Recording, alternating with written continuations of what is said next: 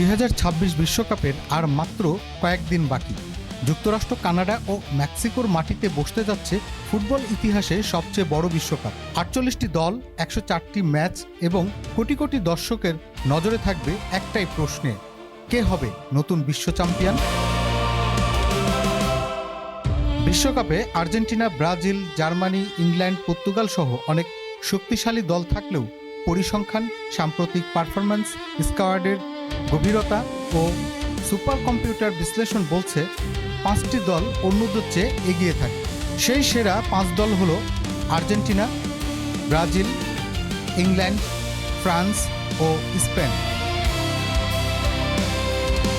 এবারের বিশ্বকাপে সবচেয়ে হট ফেভারিট হলো স্পেন। আজকে আমরা জানব কেন স্পেন 2026 বিশ্বকাপের সবচেয়ে বড় ফেভারিট। ফুটবল বিশ্বে নতুন এক শক্তির উত্থান নয়, বরং পুরনো এক সাম্রাজ্যের পুনর্জাগরণ ঘটেছে। যে দল একসময় বিশ্ব ফুটবলকে শাসন করেছিল, সেই স্পেন আবারও ফিরে এসেছে শিরোপার মঞ্চে। আর তাই 2026 বিশ্বকাপের আগে সবচেয়ে বেশি উচ্চারিত নামগুলোর একটি স্পেন। 2023 সালে শুরু হয় স্পেনের নতুন যাত্রা। দীর্ঘ 11 বছর কোনো বড় শিরোপা জিততে না পারার হতাশা কাটিয়ে তারা জয় করে উয়েফা নেশনস লিগ। ফাইনালে ক্রোয়েশিয়াকে টাইব্রেকারে হারিয়ে স্পেন জানিয়ে দেয় লা রোজা আবার ফিরছে। কিন্তু সেটা ছিল কেবল শুরু।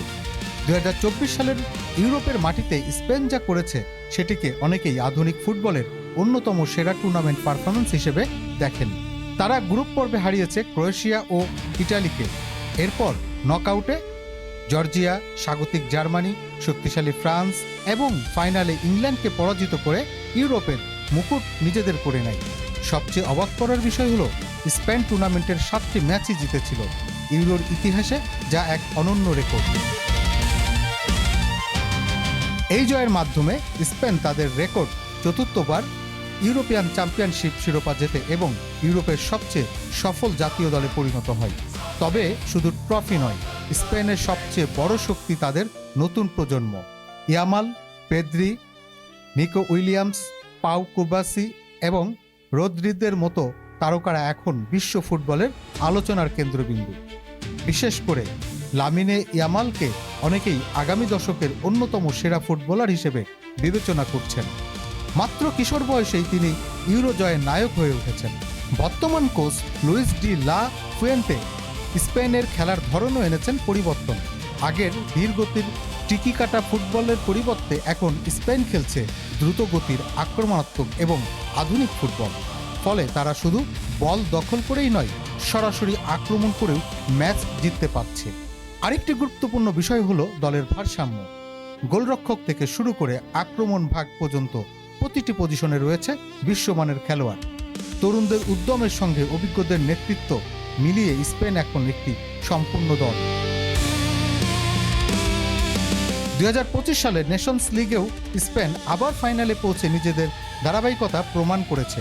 যদিও শেষ পর্যন্ত শিরোপা জিততে পারেনি, তবে ইউরোপের শীর্ষ দল হিসেবে তাদের অবস্থান আরও শক্ত হয়েছে। ফুটবল বিশেষজ্ঞদের মতে বিশ্বকাপ জেতার জন্য যে 3টি বিষয় সবচেয়ে গুরুত্বপূর্ণ: প্রতিভা, দলীয় সমন্বয় এবং বড় ম্যাচ জয়ের মানসিকতা, এই 3টি বর্তমানে স্পেনের রয়েছে।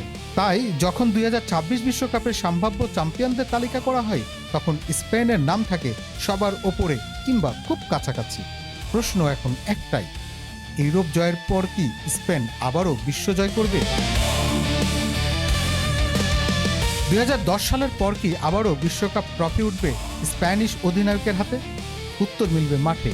কিন্তু একটি বিষয় নিশ্চিত, 2026 বিশ্বকাপে সবচেয়ে বড় হুমকি, সবচেয়ে বড় দাবিদার এবং সবচেয়ে আলোচিত দলগুলোর একটি হলো স্পেন।